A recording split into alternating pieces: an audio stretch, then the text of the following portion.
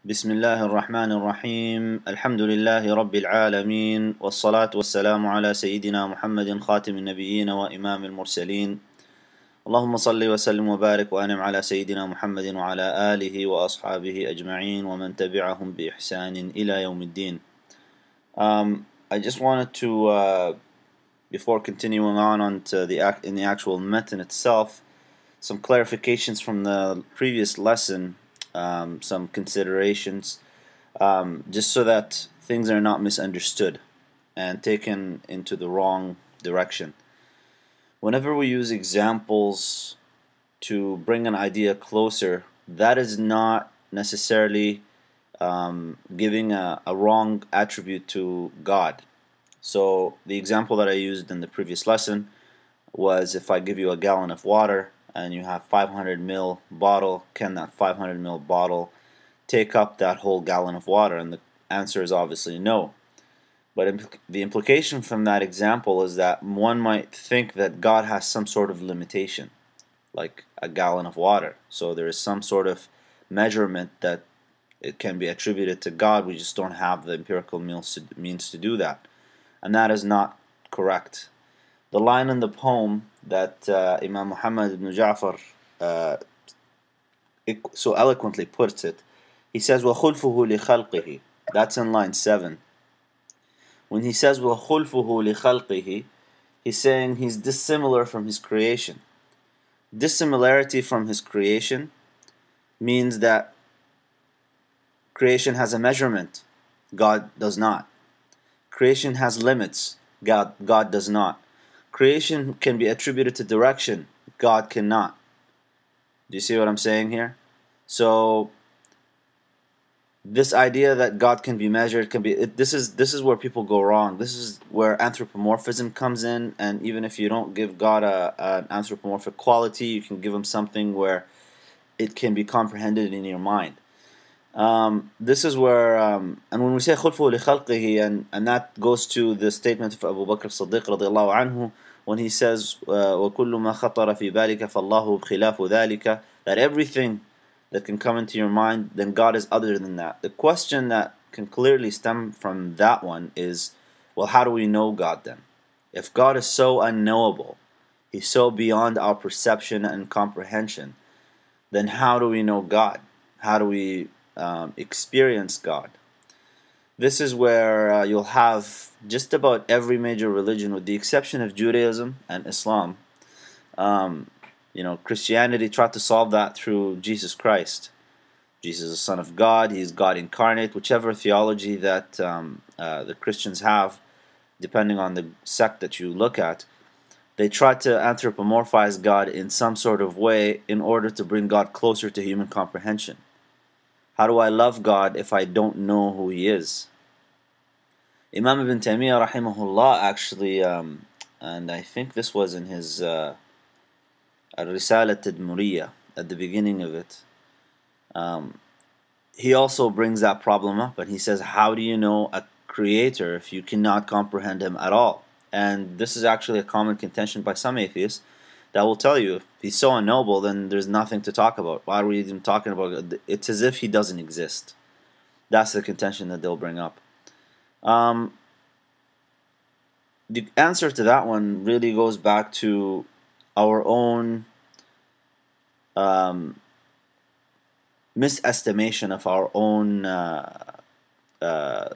limitations and what we can and cannot do. And this actually can be put under the title of dissimilarity from his creation, under that attribute. God tells us how we know him. God is the one that dictates to us how we will know him, not the other way around. If we start dictating things, that puts us at a level that is above God, and therefore we can't really go there. So if you look at the Islamic tradition, and this will continue on in the next lessons inshallah, if you look at how God introduces himself in the Islamic tradition, in the Quran, it's all through qualities and attributes. When he describes himself as the all-merciful, that is something that we can relate to. When he describes himself as the most generous, that is something we can relate to. When we say He is the most beneficent, we can relate to that. He's the most just. He's the just. That's one of His attributes. It's one of His names. We can relate to those things. He is the most able. He's the willing. I mean, all of these things are attributes that we can relate to. If you look at historical figures, from Greek mythology and things, and they talk about the power and the generosity of somebody, and even if you've never met that person, you don't even know what they look like. You don't even find yourself. What's interesting about it is that we don't even find ourselves trying to imagine. In some cases, imagine that person physically. But when we talk about their qualities of love, affection, generosity, mercy, these are all things that we all are able to understand and able to comprehend. And this is how we get to know God. Not through an anthropomorphic means. Not through, yes, we raise our hands up and look up to the heavens whenever we seek God's help and we supplicate to Him. But that, in Islam, that's just similar to praying into the direction of Mecca. That does not mean that God is in Mecca. When we have a tradition, like we have a tradition in the Islamic in Hadith, where the Prophet ﷺ tells us that the closest we are to God is when we're in prostration. Does that mean that God is in the ground? I mean, these are all just these are not real directions that we're talking about. When we talk about, you have to get to the point of even saying that time, our understanding of time and space, all of these things are creations. Time and space did not begin until after the Big Bang, when the universe began to expand. When we say in all directions, directions became a reality with the Big Bang. Before that, there were no directions. There was no time. So all of that, God is exalted above it. And when we say above it, we don't mean He's over it in some sort of, there's no limitations to Him. And anything that can give you that kind of understanding or perception, it's actually a misperception on your part. And this is a really important point. However, because some of these ideas are so beyond our human understanding, we find ourselves having to resort to examples just to bring the idea closer. So when we talk about that gallon of water or 500 ml bottle or whatever, the implication is, you can misunderstand from that God is just so big, a really big guy. That's not true. God is not a male nor a female. He's not big nor small. He's not up nor down, nor right nor left. If you look at what Imam Ibn Taymiyyah rahimahullah says, you've now negated the existence. You can't even talk. What is that? If you took all of these qualities away, you get nothing. Well, that right there is the essence. That's the crux of the matter. You cannot use that type of language when you're talking about God, because that is a creation. That's language that relates to creations. And God is not a creation. God is the creator. And so we exalt Him above all that. How do we get to know Him? Through His attributes. You get to know people and love them through attributes. You can find somebody that is so displeasurable even to look at. And again, keep in mind, these are just examples to bring things close to you. Someone could be just really disfigured, not really a pleasure to look at. However, they can have qualities that make you love them and can actually elevate their beauty in your eyes. That's when you see them. Now, when we talk about God, who you cannot talk about as you talk about a creation, His qualities are so much. And that's why in the Quran, actually, in Surah Al-Dhariyat, Allah says, وَفِي أَنفُسِكُمُ أَفَلَا تُبْصِرُونَ. And within your own selves, do you not reflect? Do you not contemplate? If you want to know God, there is a statement that it's really weak. Some people try to attribute it as a hadith, but I haven't really checked the authenticity of it as a hadith. But it's actually something true, which is مَنْ عَرَفَ نَفْسَهُ عَرَفَ رَبَّهُ. And I think it was Ali ibn Abi Talib radiallahu anhu that actually said it, and then somehow it got attributed to the Prophet sallallahu alaihi wasallam. مَنْ عَرَفَ نَفْسَهُ عَرَفَ رَبَّهُ. Whoever knows themselves will know their Lord. And there's something deep in that statement. Whoever knows themselves knows their Lord. Allah subhanahu wa ta'ala, God, has put in us qualities that are really as, just inklings of those attributes of His. So when we talk about the merciful, we know what mercy is. It's something that we feel in our hearts. When we talk about He's the just, we know what justice is. It's something that we seek. When we talk about He's the generous, we know what generosity is. So please don't confuse the examples and look at the, fallacious implications that can come about from them. We're just trying to bring an idea closer. One of the fundamental things in the Islamic tradition and Islamic theology is that there is nothing, absolutely nothing like unto God. Whatever comes to your mind, God is other than that.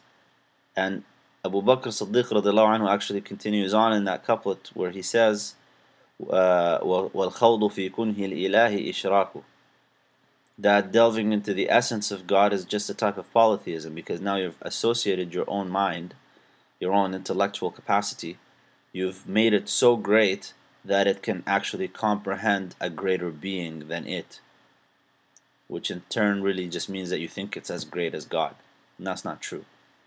I hope that makes sense and brings it closer. We'll continue on in the next lesson, inshallah, with the rest of the attributes that are necessary for God. However, it's really important to just really keep this in mind. There is nothing like unto God. No direction, no time, space, all of these things. You cannot apply them to God in any way, shape, or form. And that's where empiricism fails. You cannot measure someone's generosity. You cannot measure someone's mercy, level of mercy. You cannot measure someone's level of justice. I mean, these are attributes, these are meanings. And when we talk about meanings, we're not talking about empiricism. Empiricism is a limited system that does not address all of the existence around us properly. And that's where we have to resort to rationalism. If you just go into rationalism, well, you cannot rationally just talk in meanings about exact measurements, which is what we talk about when we talk about material things. And that's where rationalism might fail a little bit. So you need a combined system, and that's where the Muslim tradition really just succeeded in doing that. Unfortunately, it's not as widely known and spread, but it's the only system that will make sense of everything for you in a proper way that is congruent with what you can intellectually grasp. Inshallah, this clarifies just those couple of points. And just as on a side note, at the beginning of the lesson, in the previous lesson, I talked about zealotry and just being extremist, and I mentioned Ibn Hajar al-Haytami. Number one, please do not misunderstand that and think that I'm, saying that Imam Ibn Hajar al-Haytami was a zealot and in some way, trying to take down from his status. That's not what I mean. I'm just saying that action of his, when he describes Imam Ibn Taymiyyah in his book Al-Fatawa al-Hadithiyah as a servant that Allah subhanahu wa ta'ala, that God has demoted and demoralized and whatever. The reason I said that was because just before that fatwa where he talks about Imam Ibn Taymiyyah in that way, he tries to seek excuses for some extremist Sufis that said some things that are not acceptable according to Sharia, and he says we need to interpret those statements and try to find exits for these people. When you just restrict yourself to wanting to just support one group over another, that's where you end up with a problematic approach to just how you deal with people that you disagree with. So Imam Ibn Hajar is willing to find excuses for people that would say things like I'm God and God is me, for example, and he will seek to interpret that away. But when it comes to Imam Ibn Taymiyyah, he starts insulting and putting down, rather than trying to seek excuses for Imam Ibn Taymiyyah and find out, okay, how did he come up to the conclusions that he came up with, even if we disagree with those conclusions. We can say that something is wrong, That does not mean that we say that the individual himself is, lessened in status or anything like that. So the same thing. This really goes to today for us. You have this Salafi versus Ash'ari Sufi business. It really goes back to Sufis, probably, the ones that are extremist Sufis. The only books they read are Ibn Arabi, maybe, right? And things to do with their Sufi tariqas. On the other hand, the only thing that Salafis will have in their home collection, their library collection, will be the Fatawa of Ibn Taymiyyah, Ibn Uthaymeen, the collection of Imam al-Albani, and that's about it. And then just basically, refutations of Sufis by other Salafi scholars, and then the Sufis will have refutations of Salafis using and that's where you end up with extremism and zealotry in approach to life and to just people, and that's not right. You should expand your horizons a little bit and look into it everybody, and try to just read outside of your own comfort zone just to see how people arrived at that. I think that's really all I wanted to say in clarification of this previous lesson. سبحانك اللهم وبحمدك أشهد أن لا إله إلا أنت أستغفرك وأتوب إليك والسلام عليكم ورحمة الله.